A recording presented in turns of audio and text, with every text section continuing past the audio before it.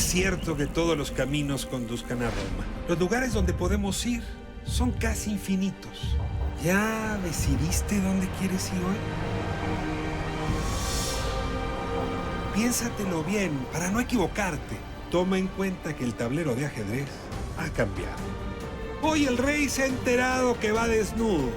Y cuando el poderoso lo olvida, la verdad se encarga de desnudarlo. Hay que tener talento para pensar fuera de la caja, para combatir los prejuicios, los ajenos, pero sobre todo los propios. Cada quien posee una pieza única del rompecabezas. Por eso intentamos dialogar, para armarlo juntos. La palabra nos libera y la conversación nos empareja. Aquí no hay lugar común. Aquí no hay lugar común. Y hoy tenemos a una de las grandes glorias literarias, los grandes intelectuales que tiene nuestro país, poeta Homero Aridgis. Mucho gusto, encantado de estar aquí. Es un saludo que es un lugar común, pero no es lugar común porque nos saludamos de una manera informal. Y esta es además tu casa. Muchas gracias. ADN 40. Homero, hay mucho que hablar de tu obra y de ti, pero siempre vale la pena comenzar por el principio. Y tú tienes una infancia de la cual vale la pena hablar. Y sobre todo un padre del que vale la pena hablar. No muchos hoy podrían contar que su padre luchó en la Primera Guerra Mundial. Sí. Y oír en casa esas historias de guerra, y que el padre es griego y que mudó a México. Sí. Y ya la biografía de tu padre ya me dio para escribir una novela. Sí. En una nuez, ¿quién era tu padre? Mira, mi padre se llamaba Anisias Aridgis Teólogos. Además, mi abuela, su madre se llamaba Penélope. Válgame. Y ellos, o sea, más griego era difícil. Sí, vivían, habían nacido en Atenas, pero cuando derrotaron a los turcos, porque se metió en la Primera Guerra Mundial contra los aliados y estuvo con los países del eje, Alemania, Austria y toda esta cosa, perdieron la guerra, y a Grecia le dieron Esmirna y su provincia en compensación. Entonces muchos griegos se fueron a vivir por Esmirna, y mi padre vivía en un pueblo que se llamaba Tira, entre Esmirna y Éfesos. Pero surgió un hombre terrible, positivo para los turcos, porque era secular. Kemal. Atatürk. Atatürk, Kemal. Entonces, que es el Calles turco. Exactamente. ¿Tú coincidirías con eso? ¿Que Kemal y Calles tienen algún parentesco? Sí, Calles era un turco. Y bueno, mi padre llegó, todos perdieron la guerra. Yo, como reivindicación, hace unos años me invitaron a Grecia. Han traducido 3, 4 libros míos al griego. Me han querido dar la nacionalidad griega. ¿No la has tomado? Sí la tomé. Sí la tomé. Por mi padre. Les dije, yo nunca voy a vivir a Grecia, salvo viajar. Soy un hijo de la Grecia antigua. Así crecí con los filósofos presocráticos, con los poetas, con Homero. Ahí, porque tú tienes una propensión ineludible a la erudición. Sí. Pero hay una precondición para que eso ocurra. Sí. Devorar todo lo que te pongan enfrente. Exactamente. Y eso, cuando uno es joven, puede ser un problema. Sí. Porque es difícil decantarse por un oficio. Sí. Escribo poesía, doy clases, hago novelas, Sí. me dedico a la política.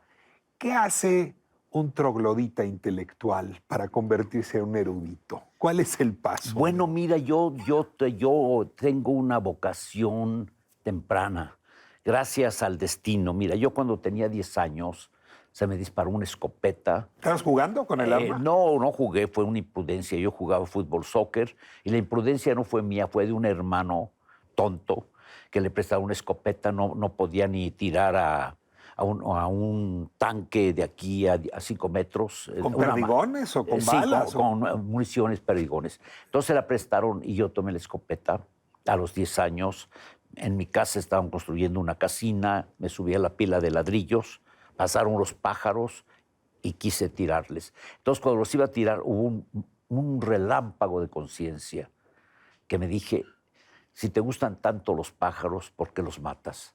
¿Qué hiciste Y- con el arma, Omar? La desvié. ¿Y dónde te pegaste? Y al ponerle el suelo se me disparó el cartucho en el vientre. Y me estuve 8 horas sin atención médica porque el pueblo era muy pequeño. ¿En dónde era? ¿En Michoacán? En Michoacán. ¿En qué parte de Michoacán? En un pueblo que se llama Contepec, que es lugar entre cerros. Es ese paisaje espléndido de José María Velasco, esos valles, a mí me encanta, para mí mi pintor favorito en México es José No hay María otro, Velasco, es porque una- hay esos paisajes fabulosos. Nos llevaríamos un programa entero para hablar de esa pintura. Sí, cómo, a mí me- cómo duele y al mismo tiempo abre horizontes. Pero a ver, regresando, Dime. te lastimas el vientre. No, no me lastimo, me entran 32 municiones en el vientre. Valga. Y paso 8, con el pueblo no había médicos, casi había uno, pero era para que Tu ni padre siquiera- vivía. Vivía allí, era comerciante. ¿Y te llevó en ese momento a dónde? ¿Dónde llevas cuando vives a en buscar? Contepec? Pues me ¿A llevó a un Morelia, pueblo no? que se llama El Oro. No, Morelia ¿Al estaba. Oro? No. El Oro estaba, Morelia estaba más lejos que la Ciudad de México. Nosotros estábamos en la frontera. Pero vas a La Piedad, te queda más cerca No, Guadalajara, me ateca más cerca de la Ciudad de México. Mis padres venían a la ciudad. Mi padre era comerciante y tenía ropa y compraba en Correo Mayor aquí, calle de ¿Cuánto Mesones. tiempo tomó recuperarte? Bueno, el tiempo que me tomó llevar al hospital, 8 horas. Y allí me declararon muerto en la plancha y sobreviví.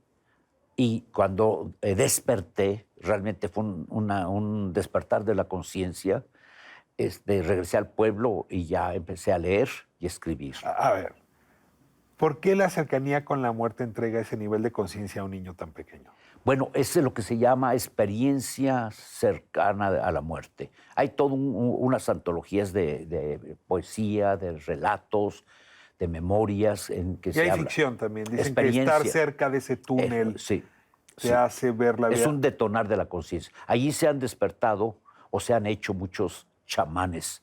Casi muchos chamanes o santos, San Juan de la Cruz, San Pablo, el camino de Damasco, que le cae un rayo, son experiencias cercanas a la muerte, que es como un despertar de la conciencia y transformar al Ahora, individuo. ¿te obliga eso a pensar en términos metafísicos o místicos? Sí, Y sí hay un toque de ese rayo en tu obra, en tu poesía. sí, exactamente. Hay quien ha comparado tu poesía a la de San Juan de la Cruz, mira nada Sí, más. sí, no, y es uno de mis poetas favoritos. De hecho, yo viajo desde años atrás, siempre tengo un libro de San Juan de la Cruz y viaja conmigo.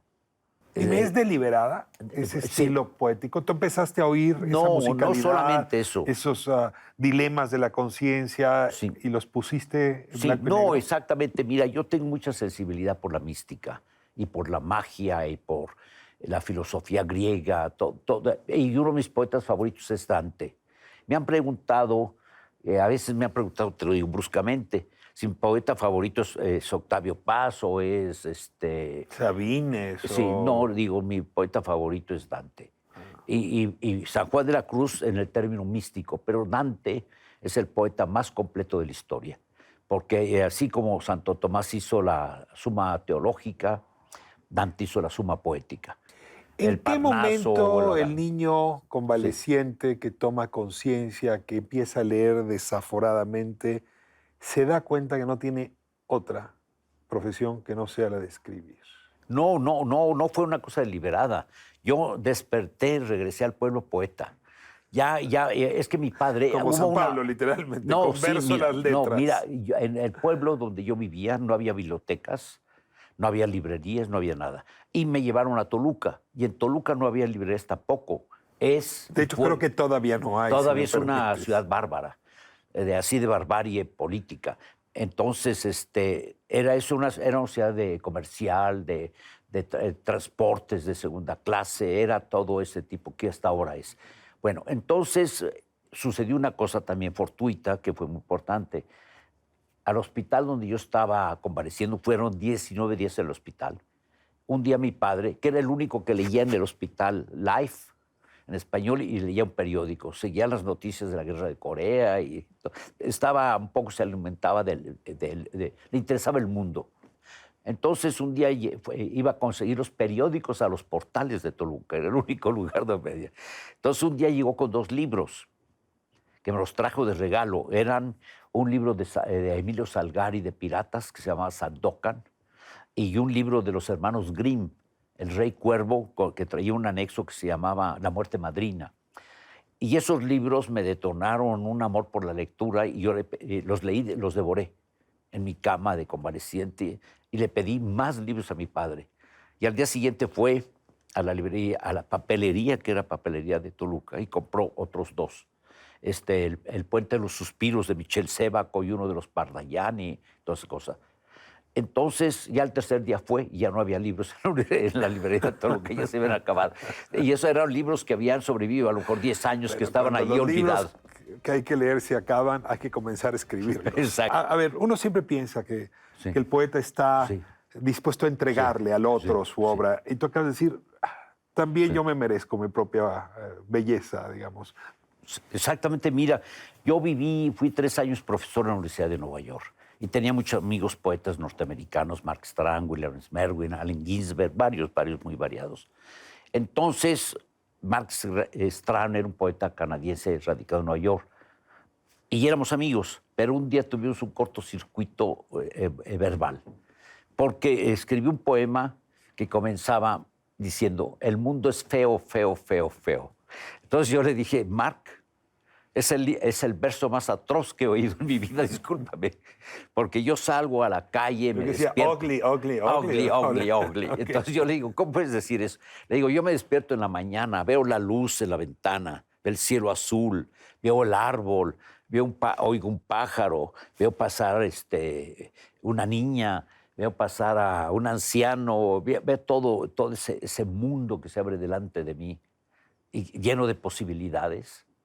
Y nunca podría yo decir que el mundo es feo, feo, feo. Ahora, la verdad es que la literatura estadounidense siempre ha tenido estos personajes antagónicos. Walt Whitman, que coincidiría con usted y le haría una oda al universo. La celebración. Y Edgar Allan Poe, que estaría hablando de cuervos negros. Cuervos negros. Usted está más cerca de Whitman que de Poe. Sí, no, Poe me gusta porque además Poe era contradictorio.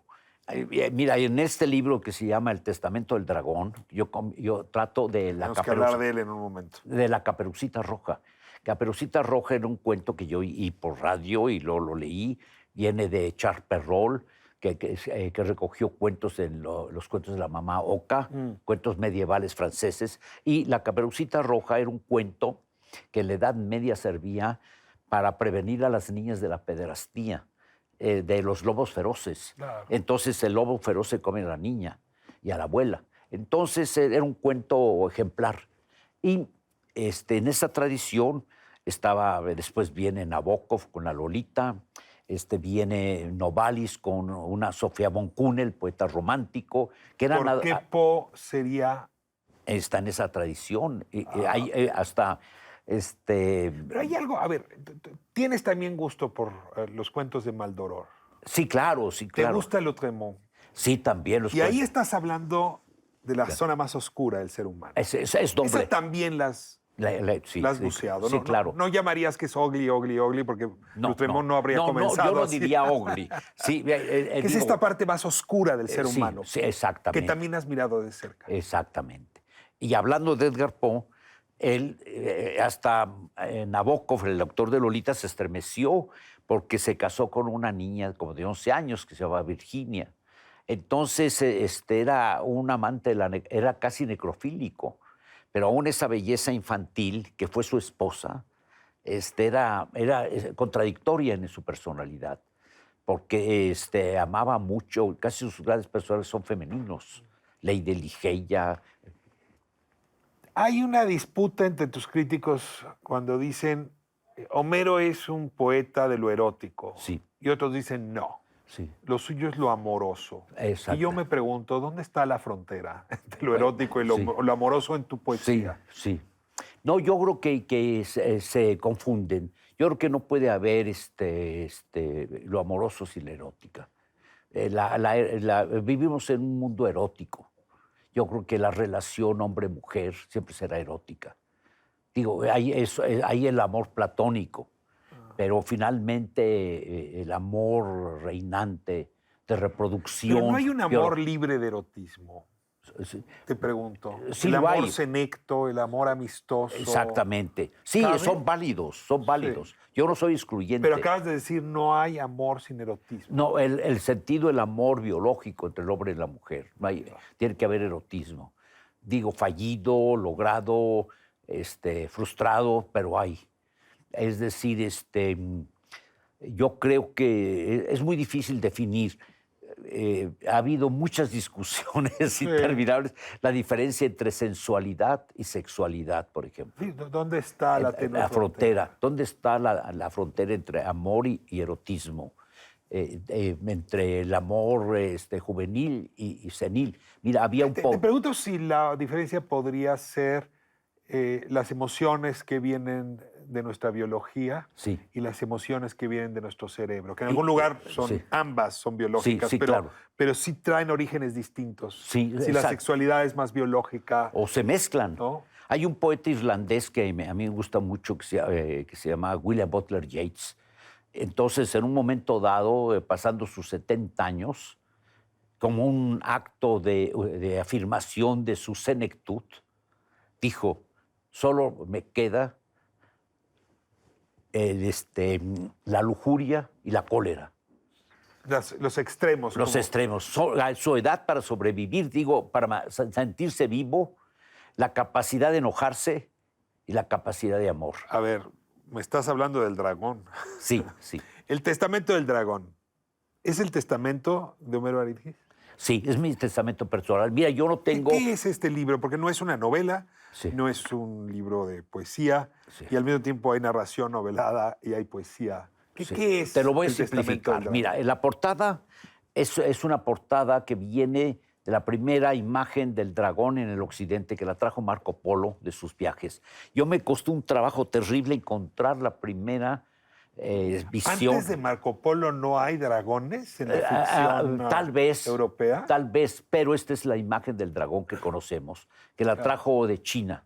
Era el dragón chino, pero lo trajo Marco Polo de sus viajes, y de sus viajes ahí la saca. Nosotros tenemos una versión semejante del dragón, que es Quetzalcóatl, Sí.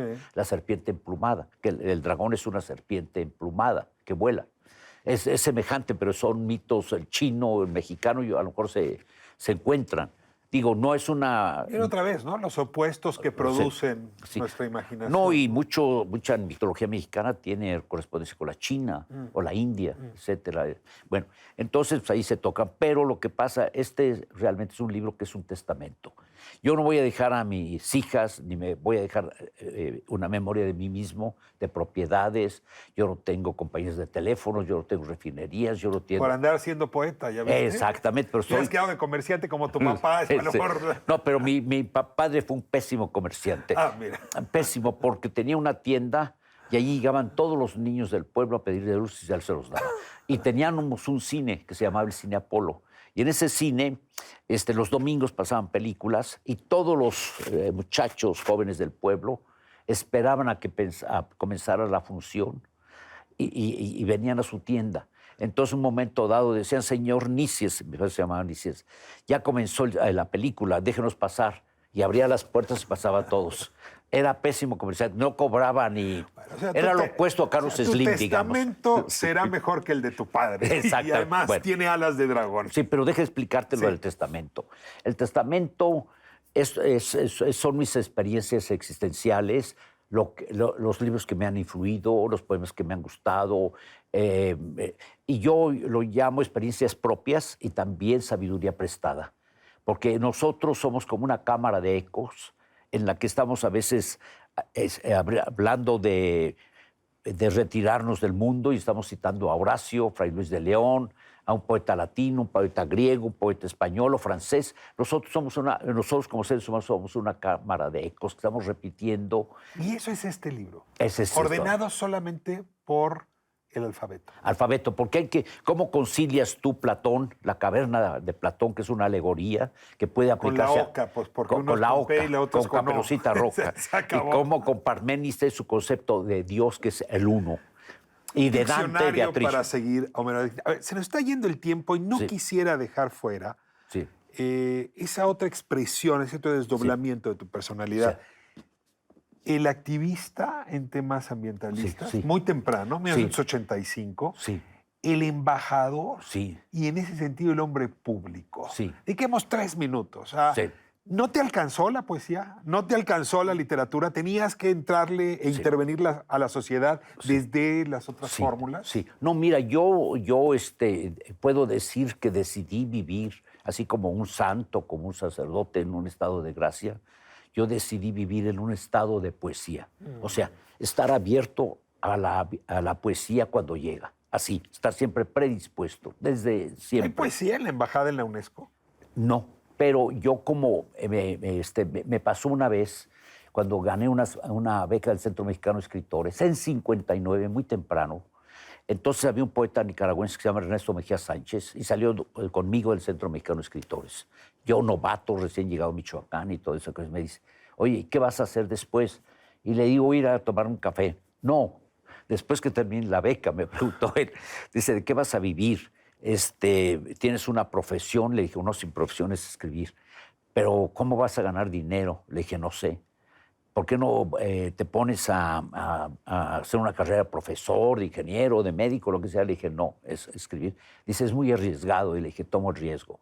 Entonces yo, conociendo mi vulnerabilidad económica, práctica, desarrollé un sentido de no mezclar, de decir, yo tengo que ganarme la vida. Y he sido... No depender, que la proteína no dependiera de tus rimas. No, yo sé que de la poesía nunca iba a vivir económicamente, porque además, hasta el día de hoy... Eso implica doble tu jornada, ¿eh? Sí, no, claro. Eso implica trabajar en la madrugada tu poesía y ir a una oficina a las 9 de la mañana. No, yo fui profesor en la Universidad de Nueva York. Entonces, a veces, la noche del domingo me pasó. La noche del domingo me desvelaba hasta las 2, 3 de la mañana escribiendo. Y luego tenía una clase a las 8 de la mañana. Y hubo una vez que me llegué a la clase todo aturdido. ¿Por qué no te ves cansado? ¿Por qué tienes esta vitalidad? ¿Por qué tienes esta energía? Sí, sí. Porque, ¿sabes qué? Es la energía del sobreviviente. Como yo estuve a punto de morirme, sé que no hay mayor don, gracia en el mundo que la vida. Es contagiosa tu palabra. Exactamente, sí. Voy a hacerte las últimas preguntas y es una provocación cuya regla necesito hacer explícita. Me respondes lo primero que te venga a la cabeza. No se vale dedicarle demasiado el pensamiento. Palabra favorita. Bueno, poesía. Palabra que más detestas. Corrupción. El sonido que más disfrutas. El sonido invisible de la luz, porque es el sonido de la creación, es un sonido inaudible. El sonido que odias.